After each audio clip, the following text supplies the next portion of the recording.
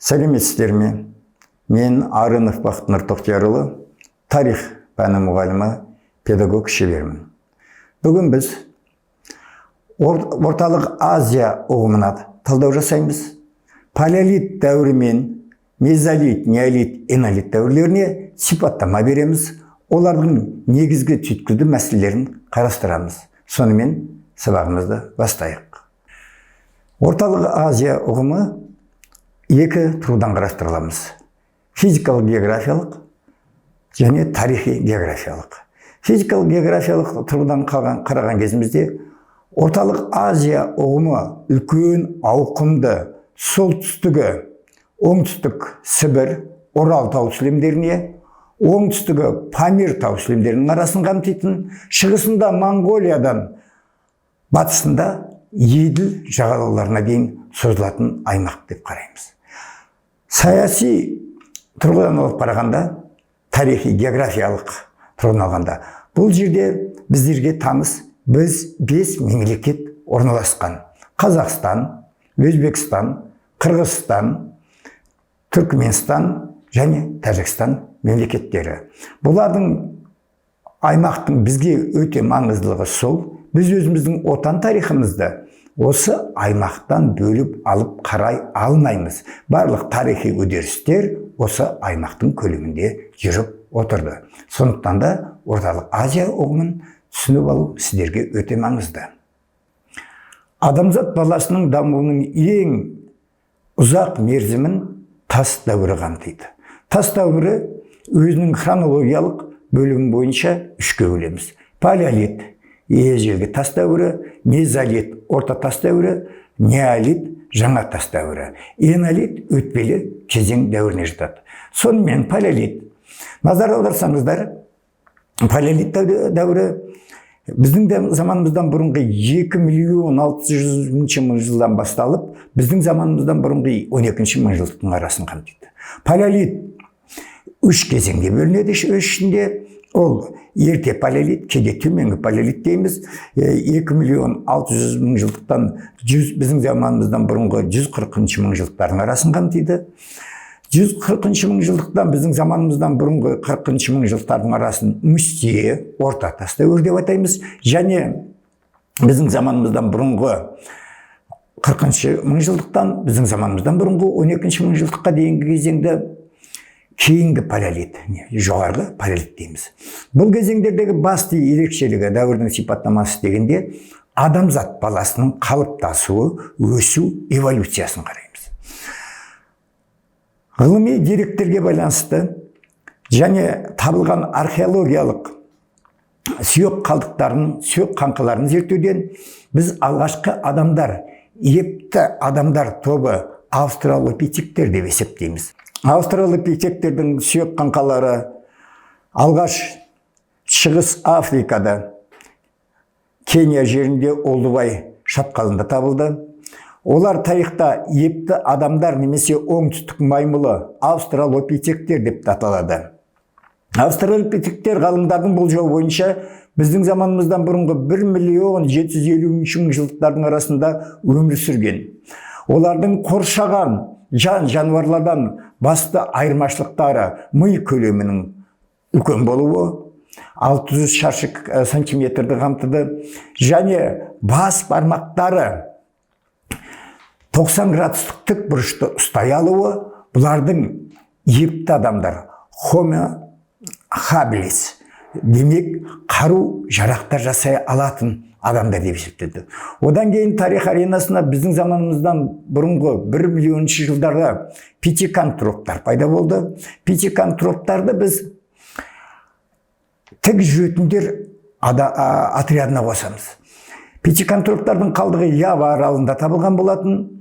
Ал біздің дәуірімізден бұрынғы 500-800 мың жылдықтардың арасында Синантроп, аты аталып тұрғандай Қытай адамы, және Мустье дәуірінде біздің заманымыздан бұрынғы 140 мың жылдықтан біздің заманымыздан бұрынғы 40 мың жылдықтардың арасында Неандерталистер өмір сүрді.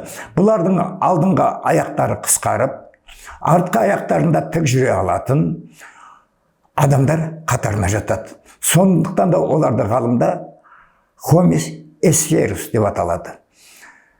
Адамдардың дамуының соңғы жоғары сатысында кейінгі палеолитте пайда болған кроманьонистер, Homo sapienistер, есті адамдар дейміз. Олардың ми көлемі қазіргі адамдардың ми көлемімен бірдей, 1 килограмм 700 грамм шаршы сантиметрді құрады. Бұл кезде адамдар өздерінің қоғамдық өмірін толығымен өзгертті. Осы мәселенің екінші бір қырына келген кезде алғашқы адамдардың кәсібі олар терімшілікпен және аңшылықпен айланысты. Яғни олардың қаруы үшкір ағаштар және үшкір тастар болатын. Алғашқы адамдардың бірлестігін тобыр деп атайды. Бұл епті адамдардың, австралопитектердің кезіндегі құрылымға жатады. Тобырға 20-30 ересек адамдар кірді. Олардың негізгі мақсаты өздерінің сыртқы қауіп қатер төндіретін жан жануарлардан құтқарылуы және тамақ табуы. Тірі жүретін адамдар пятикантроптардың кезінен бастап адамдар қауымы пайда болды. Алғашқы қауым 3-4 мың адамнан құрылды. Алғашқы қауымдағы тағы бір ескеріп кететін ерекшеліктеріміз жеке меншік түрлері болмады.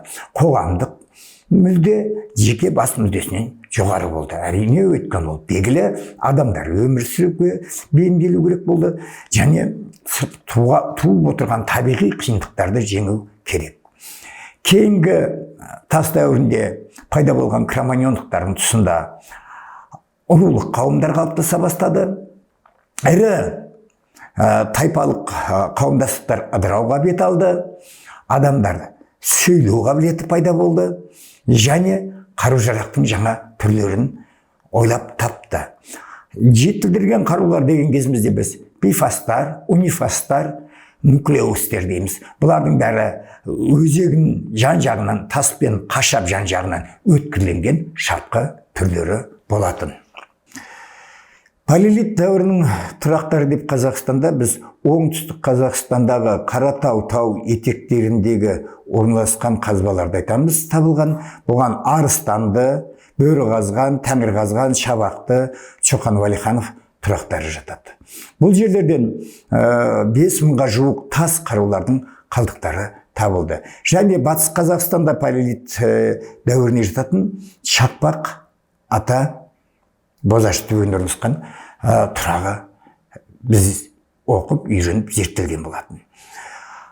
Содан кейінгі Мустье дәуіріне Обалы сай, міне көріп тұрсыздар, Мұзбел Қанай шығыс Қазақстандағы тұрақта жатады.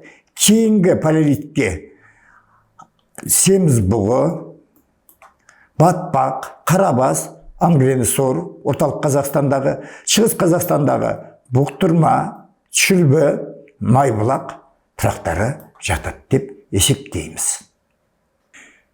Энолит дәуірі біздің заманымыздан бұрынғы 3-2 мыңжылдықтардың арасын қамтиды. Энолит дәуірін шартты түрде металл қолдану дәуірі деп айтамыз. Мыс металлын адамдар еңбек құралы ретінде қолдана бастады, алайда олар тас қаруларды жеңіп шыға алмады. Энолит дәуірінің тағы басты ерекшеліктерінде әкелік қауымының жеңіске жетіп орнығуы, мал шаруашылығы мен егіншіліктің бір-бірінен бөлінуі, Ботай тұрағында табылған жылқы қаңқаларына сүйене отырып, 1980 жылы Зейберт бастаған археологиялық экспедицияның нәтижесінде Евразия даласында алғаш жылқы малын қолға үйретілгенін айтамыз. Батыс Қазақстанда Маңғыстауда Шебір тұрағы жақсы зерттелді. Бұл дәуірге жататын. Бұл жерде жұмыртқа формасындағы ыдыс-аяқтар, тарақ геометриялық формада жасалған өрнектер және теңіз жәндіктеріне жасалған әртүрлі әшекей бұйымдар, алқалар табылды. Міне бұл энолит дәуірінің басты ерекшелігі. Бүгінгі біз сабағымызда орталық Азия ұғымымен палеолит, мезолит, неолит дәуірінің ерекшеліктері және адамдар эволюциясымен таныстық, мыс тас дәуірінде болған өзгерістерге тоқталдық. Келесі сабағымызда ерте металлургия дәуірі, қола дәуір туралы, алғашқы көшпенділер, номадизм, сақ дәуірі туралы сөйлесеміз. Келесі сабағымызда кездескенше сау болыңыздар.